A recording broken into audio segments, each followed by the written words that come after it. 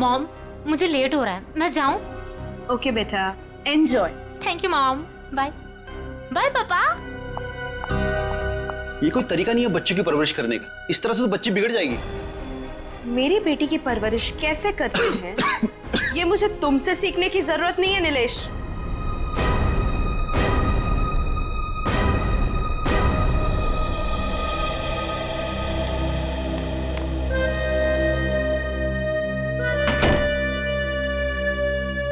साहब तो अपने कमरे में चले गए, पर मैं चुप बैठने वालों में से नहीं हूँ। मेम साहब, आज तक मैंने जो कुछ भी काम किया है पूरी ईमानदारी से किया है। अच्छा है, आगे भी ईमानदारी से करती रहो, इसी में तुम्हारी भलाई है। मैं आखिरी बार पूछ रही हूँ, आपका जवाब हाँ है या नहीं? तुमने जब मुझसे पहले भी पूछा था, मैंने तुम्हें ना कहा था। अब बार बार पूछ के तुम मेरा वक्त क्यों बर्बाद कर रही हो? अगर आपका फैसला ना है तो इसके आगे मैं जो कुछ भी करूंगी उसके जिम्मेदार सिर्फ आप रहोगे। मीतू, बचपन से लेके आज तक मैंने जो भी किया है उन सब की जिम्मेदारी मैंने खुद ली है। मेम साहब, वो लोग आ गए? जी नीचे गाड़ी में आपका इंतजार कर रहे हैं। अच्छा अंदर आओ। ये क्या हो गया मेम साहब? कविता फिल्म देखने गई है और नीलेश अपने कमरे में आराम कर रहे हैं। मेरे वापस आने से पहले इस लाश को ठिकाने लगा देना, समझ गए ना? जी मेम साहब।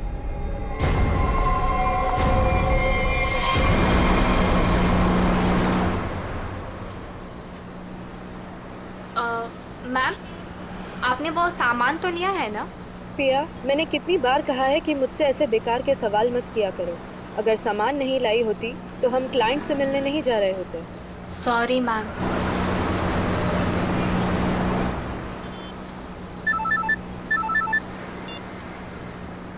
हेलो,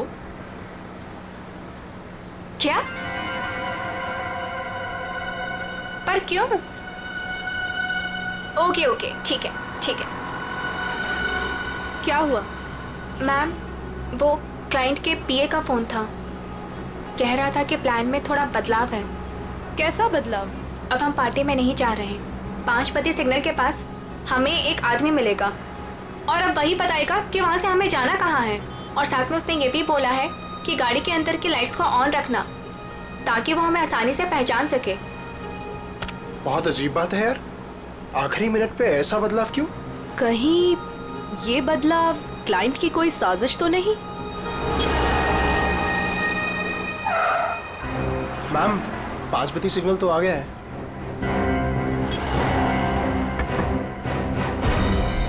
इस पते पे जाना है जो इस लिफाफे में लिखा है। पर एनवेलप खोलो, देखो क्या लिखा है। मैम, इसमें तो टाइगर क्लब में होने वाली प्ले जिसका नाम बीवी का बदला है, उसी के 3 पासेस दिए हैं उसने। Tiger club? और हम प्ले के दौरान डीलिंग कैसे करेंगे? ये तो वहीं जाके पता चलेगा।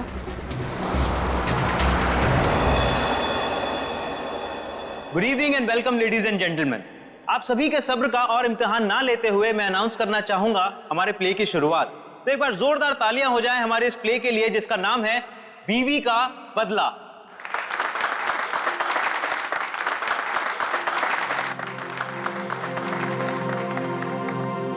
मैं उसे डॉक्टर के पास ले जाने के बहाने घर से बाहर लेकर आऊंगा। तुम्हें मौका मिलते ही मालूम है ना क्या करना है। अरे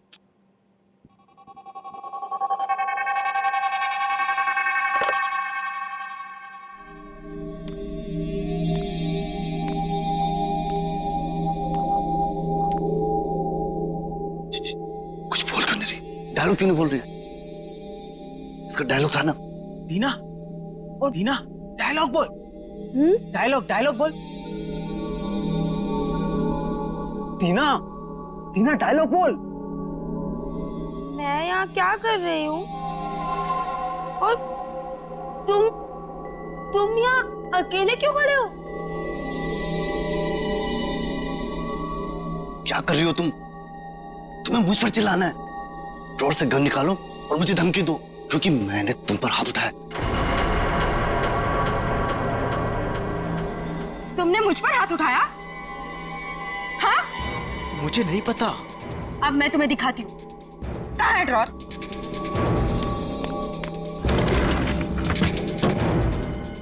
मुझ पे हाथ उठाया ना? अरे मार दूंगी मैं तुम्हें।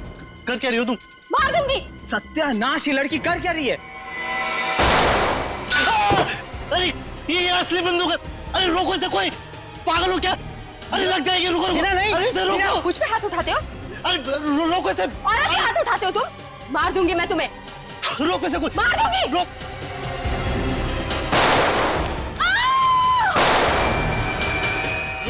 ए, पकड़ो इसे। ए!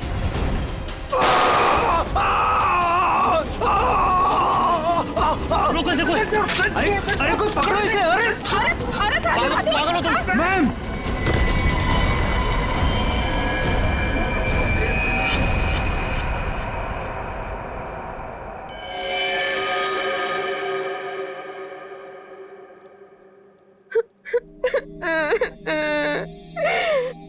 गोली चल गई, लेकिन मैंने किसी को नहीं मारा।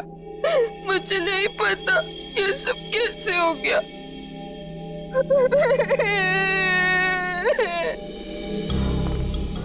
सर सही वक्त में हमने उससे बंदूक छीन ली। न जाने वो कितनी गोलियां चला दी सर। सर भगवान का शुक्र है कि मैं बच गया, नहीं तो गोली सीधे मेरे पैर पे लग जाती। शशांक के पैर में लगी ना? हाँ जी। हाँ। यस सर, और उसे हमने हॉस्पिटल भिजवा दिया है। मैंने कुछ नहीं किया। तुम सब लोग बहुत गंदे हो, सब के सब झूठे हो।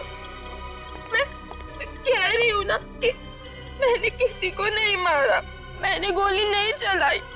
मैं तो सिर्फ मीर की पत्नी बनी थी ना, और प्ले कर रही थी। मैंने किसी को नहीं मारा। पता नहीं असली गोली कैसे चली। मुझे कुछ नहीं पता, कुछ नहीं पता मुझे। बस इसकी आंखों की पुतली को देख करके लगता है इसे किसी ने नशीली चीज दे दी है, उसी की वजह से ऐसा बर्ताव कर रही है। अगर ये बात है तो फिर जरूर ये किसी अंदर वाले का ही काम है।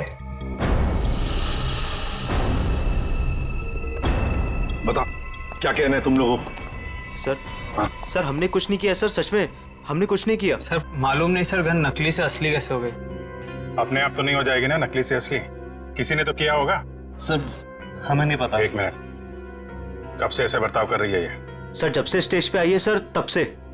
हाँ सर, वो मेकअप रूम में बिल्कुल ठीक थी सर। क्या मेकअप रूम में बिल्कुल ठीक थी? पूर्वी, इसके मेकअप रूम में जाओ और अच्छी तरह से चेक करो। शाम के तू भी जाया, देख कुछ मिलता है क्या। ठीक। नशीली चीज होगी तो इन्हीं में से किसी में होगी। ये जूस, सैंडविच, खाने का डब्बा, टिश्यू पेपर। टीना इस कमरे में अकेली थी या कोई और भी था उसके साथ? जी वो अकेली थी।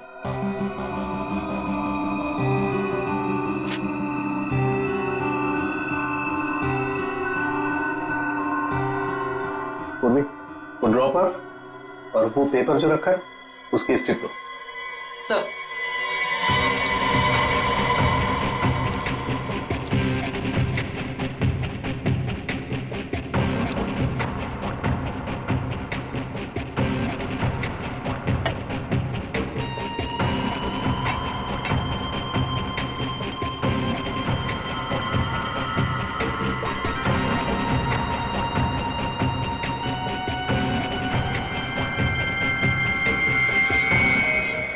No sir, Anamika madam Tina को नहीं जानती थी।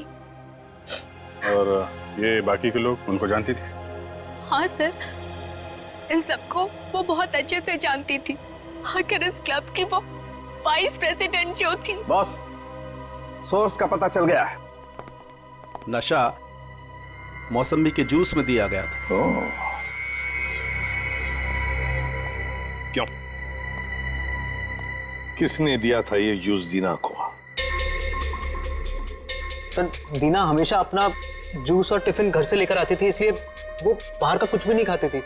मतलब किसी ने चुपके से इसके जूस में नशा मिला दिया और वो गन भी बदल दी। सर ये जरूर किसी बाहर के आदमी का हाथ है, क्योंकि सर अंदर का आदमी ऐसा नहीं कर सकता। बाहर का आदमी इतनी आसानी से मेकअप रूम तक नहीं पहुंच सकता।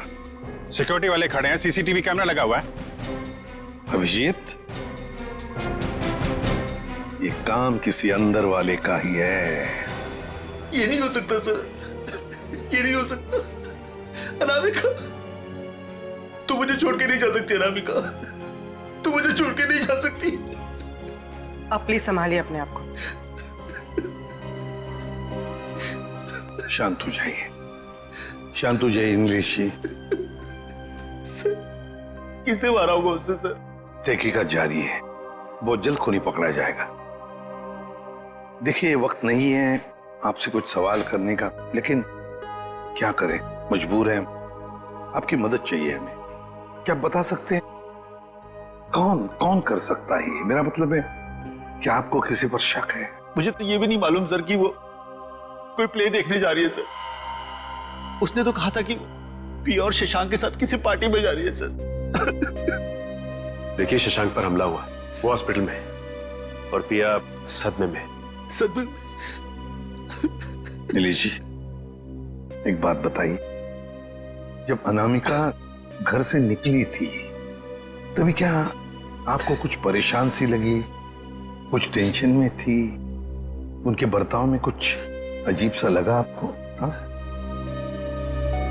सर, वो रोज की तरह बर्ताव कर रही थी। रोज की तरह?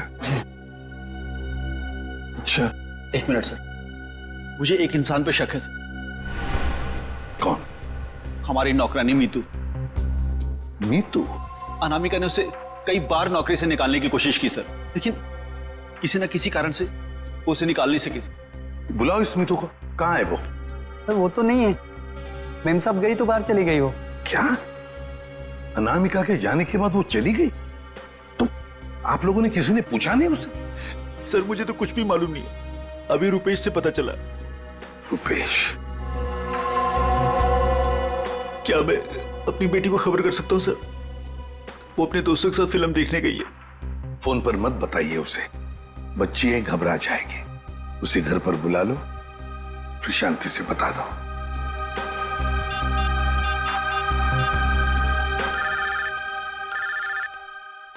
पापा? हेलो पापा। हाय, अभी तक आप सोए नहीं? हेलो कविता, कहाँ हो तुम? मैं सिनेमा हॉल के पार्किंग में। अच्छा मेरी बात सुनो, मेरी बहुत तबीयत खराब हो रही है, तुम प्लीज जल्दी से घर आ जाओ। क्या तबीयत खराब है? क्या हुआ? और मम्मा कहाँ है? मम्मा अभी तक घर नहीं आई है बेटा, तुम जल्दी से घर आ जाओ, मुझे दवाई भी लेनी है। हाँ पापा, बस 15 मिनट में पहुंची। ठीक है बेटा, लेकिन मेरी बात सुनो कविता, गाड़ी आराम से चलाना बेटा। जी पापा, आप चिंता मत कीजिए। कविता, कविता, क्या हुआ? कविता, तुम ठीक तो हो कविता?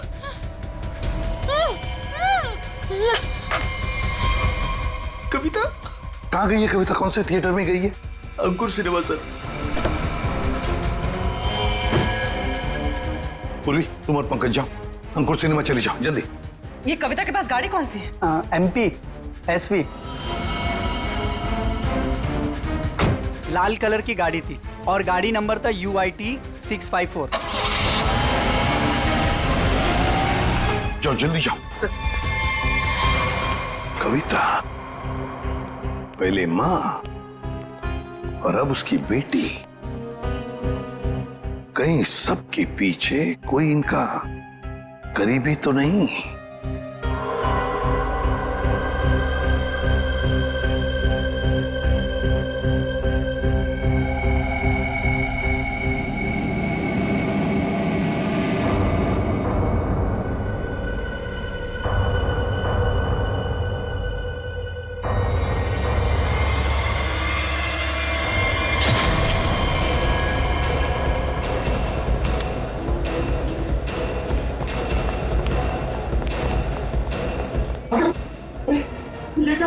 किसने किया ये? देखिए, मैं शशांक को यहाँ चेक करने आया तो नर्स मर चुकी थी और पेशेंट गायब था। कहाँ ढूंढा नहीं उसको? सर ढूंढा, हर जगह चेक किया मैंने। एसपी सर को क्या बोलूंगा? देखो नीलेश, ये जो भी है, अगर वो तुम्हारी बेटी कविता को कुछ नुकसान पहुंचाना चाहता था तो वहीं पे पार्किंग लॉट में कुछ कर देता ना, उसे दूर नहीं ले जाता। इसीलिए कहता हूँ फिक्र मत करो। हा? Sir Shashank sir. क्या हुआ शशांक को?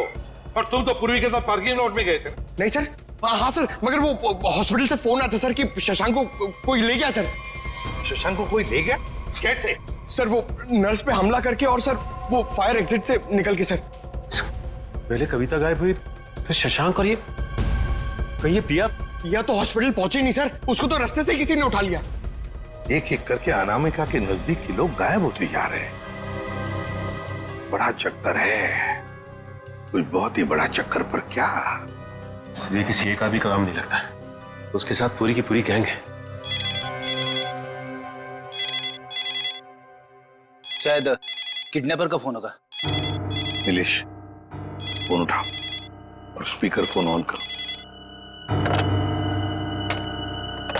Hello hello. बीवी की मौत का गम मना रहे हो नीलेश, या फिर बेटी की मौत की चिंता सता रही है? कौन हो तुम? क्या चाहिए? मेरा कुछ सामान तुम्हारे पास पड़ा है। सामान? कैसा सामान? मेरा सामान लौटा दो और बदले में अपनी बेटी की जिंदगी ले लो। कैसा सामान?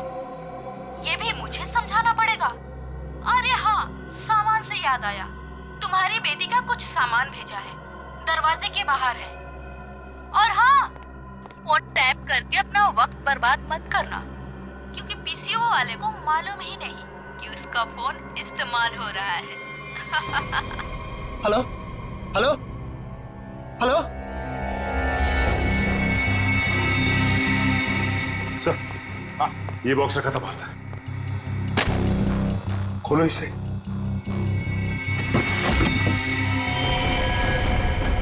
ये काम तो कविता का है सर। हे भगवान, क्या होगा मेरी बेटी के साथ? मैग्नीफाइंग ग्लास देना तो।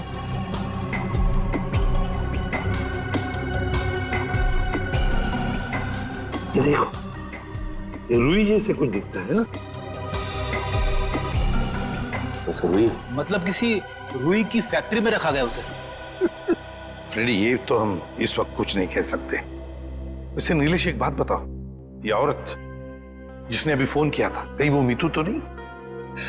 मीतू की आवाज नहीं थी सर, और किसकी आवाज थी मुझे नहीं मालूम सर। अच्छा, ये किस सामान के बारे में बात कर रही थी? मुझे नहीं मालूम सर किस सामान की बात कर रही थी। आखिर कोई सामान मेरी बेटी की जान से कीमती थोड़ी ना। नहीं, कुछ तो होगा ना। एक बात बताओ, ये अनामिका जब घर से गई बाहर, तब उसके हाथ में कुछ सामान था? मुझे नहीं मालूम सर, मैं तो अपने कमरे में सोने चला गया था। मेम साहब तो खाली हाथ निकली थी, उनके पास उनका हैंडबैग के अलावा कुछ नहीं था साहब। हैंडबैग था? कैसा हैंडबैग? नीले रंग का हैंडबैग था सर। नीले रंग का हैंडबैग? मगर ऐसा हैंडबैग तो हमें उस ऑडिटोरियम में मिला तो नहीं।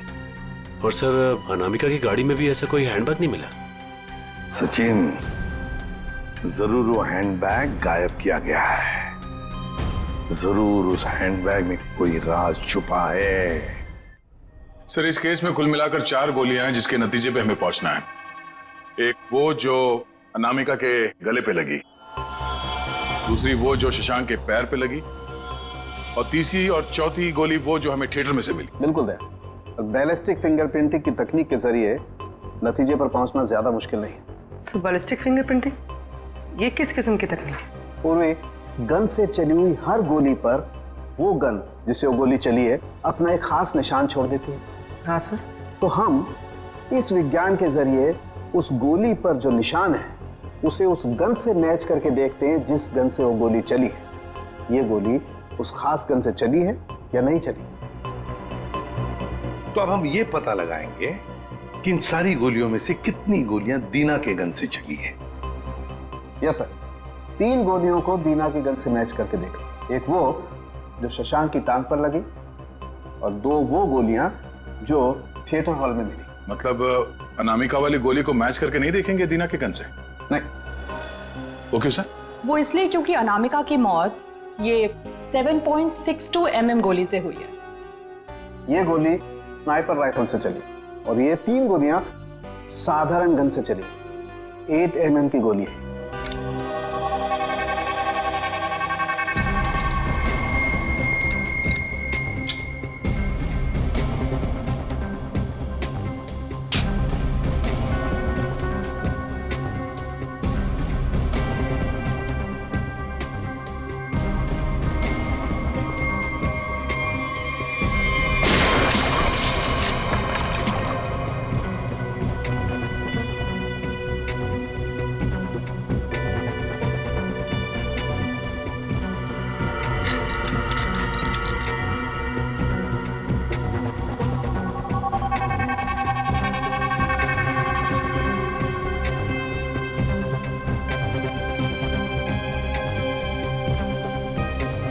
पता चल जाएगा कि दीना की गन से गोलियां चली हैं या नहीं।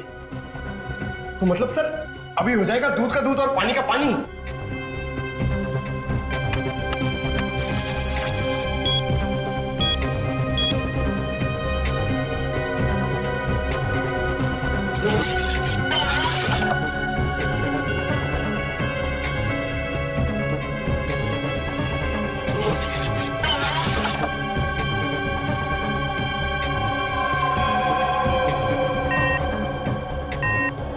नहीं बॉस, शशांक की टांग में जो गोली लगी है वो दीना की गन से नहीं चली। थिएटर हॉल में आपको जो 2 गोलियां मिली है वो दीना की गन से चली। मतलब दया, ऑडिटोरियम में 3 गन्स थी, जिसमें से एक स्नाइपर राइफल जिसकी गोली से अनामिका की मौत हो गई।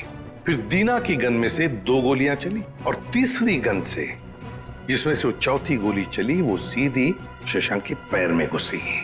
बॉस, शशांक को जो गोली लगी है वो काफी नजदीक से चलाई गई। सर ये कैसे पता चला? पूर्वी जिस तरह से ये पता चला कि अनामिका को जो गोली लगी है वो काफी दूर से और ऊंचाई से लगी। और सर ये अनामिका की बात आपको कैसे पता चली? मैं बताता हूँ कैसे पता चली। ये घाव देखो, 45 से 60 डिग्री नीचे की तरफ, इसका मतलब खूनी कहीं ऊपर की तरफ खड़ा होगा। और ये देखो, ये शशांक के टांग में जो गोली लगी उसका एक्सरे है। और ये देख रहे हो, ये काला काला गहरा सा निशान, इसे कहते हैं अब्रेशन रिंग। ग्रेट। और ये निशान तब होता है जब गोली एकदम नजदीक से चलाई जाए। मतलब सर, जिस किसी ने भी शशांक पे गोली चलाई वो वहां ऑडियंस के बीच बैठ के पूरा तमाशा देख रहा था। दीना को उसने ड्रग्स दिया और जरूर किसी कॉन्ट्रैक्ट किलर को पैसे दिए होंगे अनामिका को मारने के लिए। लगता तो ऐसे ही है।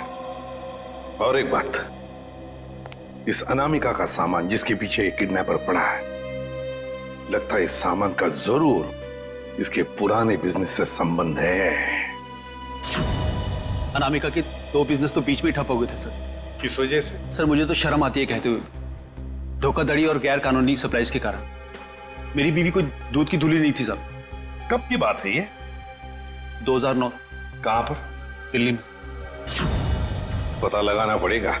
पूर्वी काम करो, इस अनामिका के पुराने बिजनेस के बारे में पूरे के पूरे डिटेल्स निकालो। और फ्रेडी, इस मितू, पिया और कविता, इन तीनों के फोन ट्रेस करो, देखो कहां पर है। और सड़ंखे, साथ चल तो हमारे, इस ऑडिटोरियम में जाकर पूरा का पूरा सीन रिक्रिएट करते हैं। सब बंद दरवाजे खुल जाएंगे।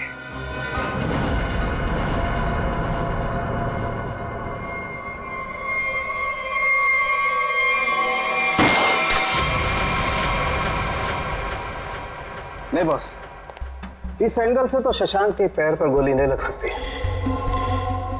अनामिका के गले में जो लगी है वो? बस इस स्टेज की हाइट है लगभग 4 फीट। और अगर दीना ने यहां से गोली चलाई तो ये 4 फीट, 4 और 4 8 फीट। लेकिन अनामिका के गले पर जो गोली लगी है उसका एंगल हमें बताता है कि गोली लगी होगी कम से कम 15 से 20 फीट की ऊंचाई पर। तो शायद वहां से।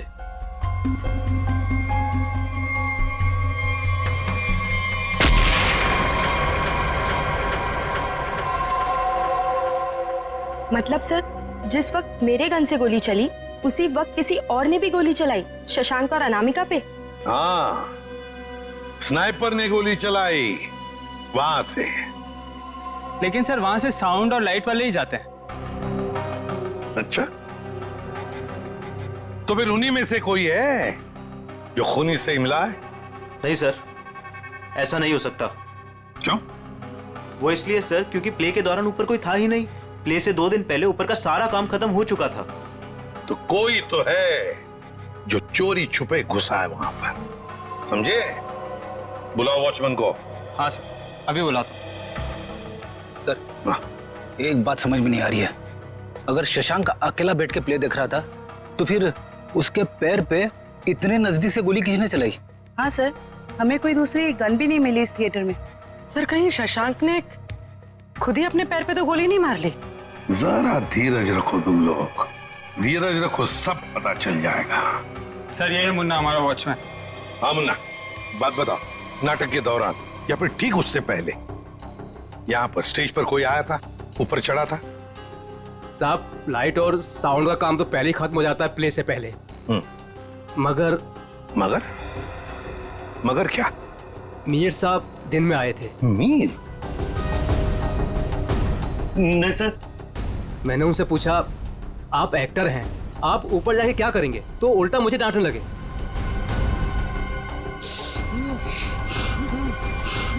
मीर? इसे क्या हो गया? मीर साउंड के देख। बॉस, इसे तो किसी से रिजाइन दिया है। My God.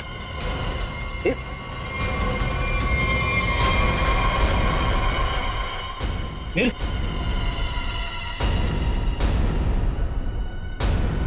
अभिजीत, इसका मतलब है मीर इस सारे चक्कर में मिला हुआ था और जरूर उसके पीछे कोई तो और है, कोई तो है, पर कौन? दे। हाँ दे। शम्स ताहिर खान, अनामिका की मौत के बारे में बताना चाहते हैं कुछ? ओके। हेलो सीआईडी टीम, इस इन्वेस्टिगेशन में आपकी मदद करके मुझे बेहद खुशी हो रही। आई होप कि जल्द ही सारे क्रिमिनल जेल में होंगे। हेलो। कविता किडनैपिंग केस में कोई अपडेट? कोशिश जारी है। क्या इसके तार भी कहीं अनामिका के रहस्यमय तरीके से तो नहीं जुड़े? इसलिए आपसे कुछ जानकारी चाहिए थी अनामिका कुमार के बारे में। मिसेस अनामिका कुमार, बैकग्राउंड का ज्यादा तो पता नहीं, पर माँ बाप की 1999 में मौत हो गई। 2003 में वो अपनी 3 फर्जी कंपनियों की वजह से सुर्खियों में आई, लेकिन उसके खिलाफ कुछ भी साबित नहीं हुआ। हमारे इन्वेस्टिगेशन में सामने आया कि वो नए नए बिजनेस खोलती रहती है और उसके खिलाफ इन्वेस्टिगेशन होने से पहले उन्हें बंद भी कर देती। सर, लगता है इसने अपना सारा दिमाग 420 के बिजनेस में लगा रखा था। पर हैरानी की बात यह है कि ये पहले कभी पकड़ी कैसे नहीं गई? अच्छा, आपको कोई खास बात पता चली है अपने इन्वेस्टिगेशन के दौरान? हाँ, लेकिन 2 चीजें सामने आई। वो ऑफिस खरीदती है, उनको रेनोवेट करवाती है, और 2006 और 2009 में उसके ऑफिस के सर्च के बाद ये सामने आया कि वहां पर सीक्रेट कंपार्टमेंट है, लेकिन उनकी जांच के बाद कोई सुराग नहीं मिला। जरूर कोई ऐसा काम जो दुनिया की नजर से दूर पर्दे के पीछे चल रहा हो। फिर तो सर अनामिका के अभी वाले ऑफिस में इस तरह के कई खुफिया कमरे मिलेंगे। हो सकता है। मुझे उम्मीद है कि इससे मासूम कविता की जान बच जाएगी। वैसे मेरे पास बाकी जितनी भी फाइलें हैं मैं बहुत जल्द आपके पास भिजवाता हूँ। Please, thank you so much. You are welcome. आज तक की टीम को इस केस में आपकी मदद करके खुशी हुई। उम्मीद करते हैं कि आपके इस जानकारी से हम जल्द से जल्द कविता तक पहुंच जाए। All the best. Thank you so much.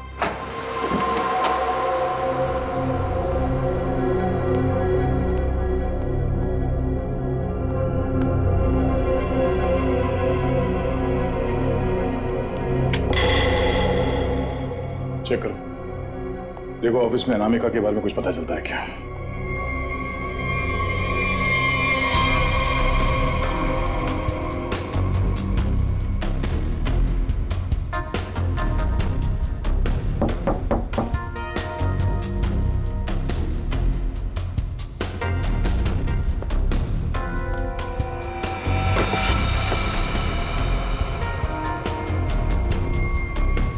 ये क्या है?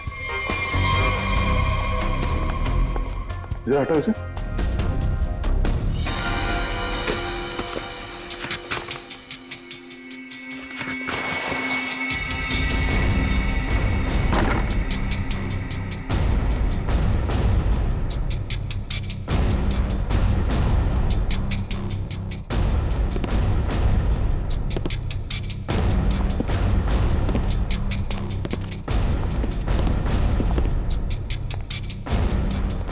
पंकज, स्विच ऑन करो। सर, इतने सारे बॉक्सेस? खोलो सबको।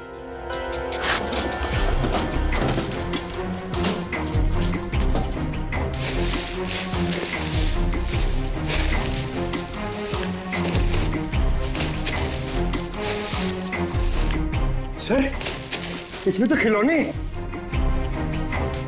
सर। हाँ सर, सारे डब्बों में खिलौने हैं।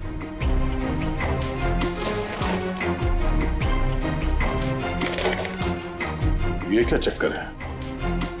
ये दोनों खिलौने एक जैसे हैं, पर ये हल्का है और ये भारी है।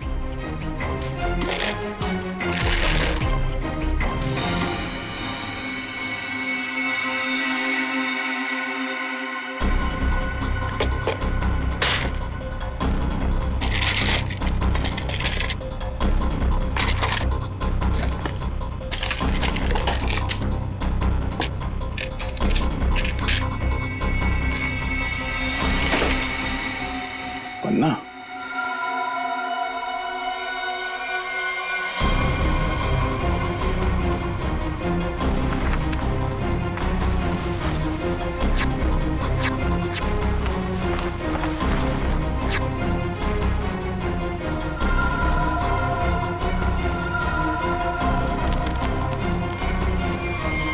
तो ये देखिए, बाकी खिलौने में भी ऐसी कीमती पत्थर है। ओह, तो इन खिलौनों का असली खेल ये कीमती पत्थर है। अब समझ में आया कविता का किडनैपर किस सामान की बात कर रहा था।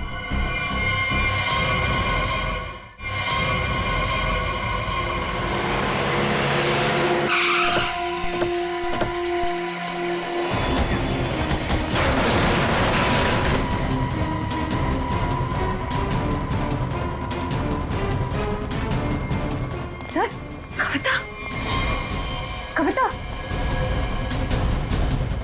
कविता उठो। कविता? कविता,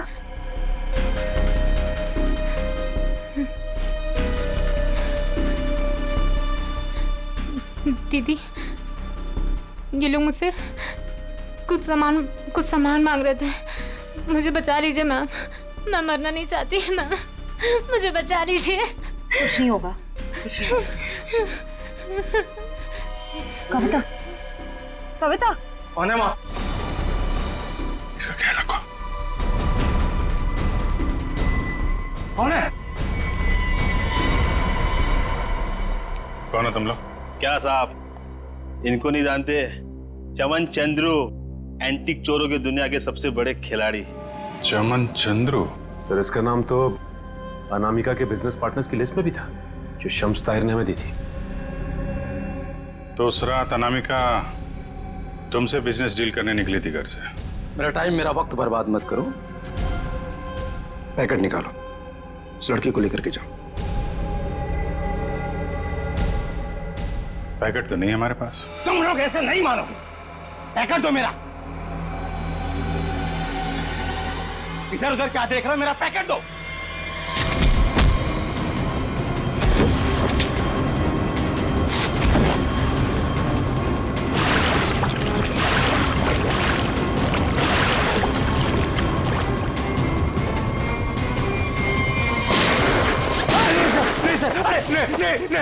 नहीं सर, मैं आप लोगों को सब बताता हूँ, सब बताता हूँ आप लोगों को। सर, मैंने अनामिका को नहीं मारा है। अनामिका मुझे पन्ना देने वाली थी। सर, मैंने एडवांस में उसको 10 करोड़ रुपए दिए थे सर।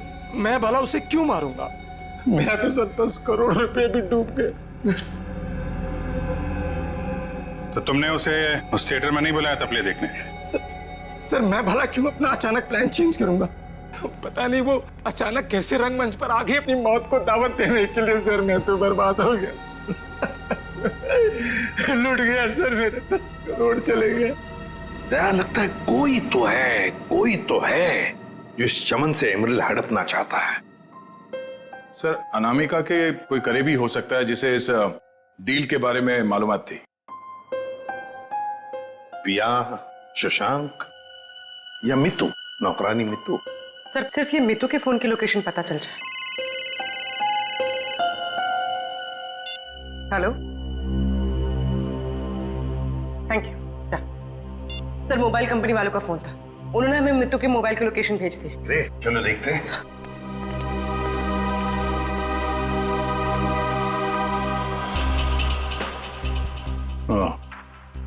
तो आखिरी बार मितू का फोन अनामिका के घर से बदौड़िया बस्ती की तरफ गया सर, और तब से वहीं पर है। 78 बदौड़िया बस्ती। पूर्वी चेक करो, देखो किसका एड्रेस यही है। सर ये तो अनामिका के ड्राइवर रुपेश का एड्रेस है। इस ड्राइवर की गाड़ी को ब्रेक लगाने का वक्त आ गया है सर।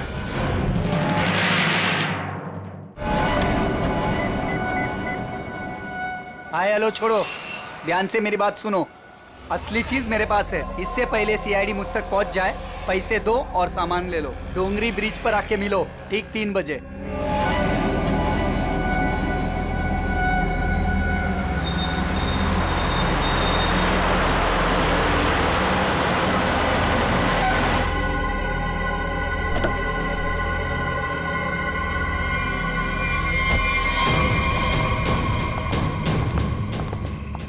मुझे तो लगा तुम लोग नहीं आने वाले। अनामिका के सामने तो तेरी चूं तक नहीं निकलती थी। अब देखो चींटी के इतने पर निकल आए हैं कि असली पन्ने वहां से गायब करके नकली पन्ने वहां रख दिए। काम की बात करो, असली चीज चाहिए या नहीं? पहले हम कैसे मान लें कि तुम्हारे पास जो पन्ना है वो असली है? असली की पहचान दूर से हो जाती है। बिल्कुल सही कहा तुमने, असली की पहचान दूर से ही हो जाती है। जैसे असली पन्ना वैसे असली मुजरिम। और अब तुम्हें तोहफे में मिलेगी तुम्हारी मौत। लेकिन तुम कौन हो? शशांक की टीम की वो खिलाड़ी जिसे अनामिका भी नहीं जानती थी।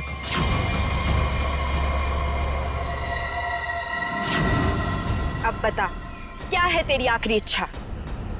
अपनी आखिरी इच्छा की फिक्र करो, क्योंकि खेल तो खत्म हो चुका है तुम्हारा। छोड़ो मुझे। इतना भागेगा तो तेरे टांग का घाव कैसे ठीक होगा?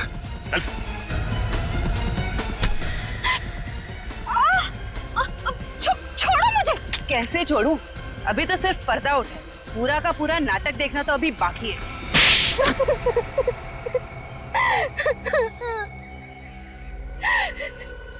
इतना बड़ा धोखा, इसका मतलब ये है कि रुपेश को आप लोगों ने भेजा हम लोग को फंसाने के लिए। तुम लोग रंगमंच में नाटक करती हो, और मुजरिमों को पकड़ने के लिए कभी कभी हम लोग असली जिंदगी में नाटक करते हैं।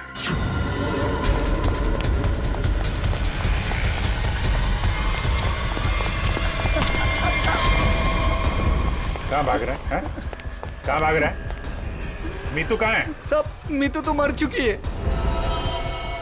अनामिका मेम साहब ने उसे मार दिया था साहब, और मैंने तो बस उसकी लाश दफना दी थी। और लालच में आकर तुमने मीतू का फोन अपने पास रख लिया, क्यों?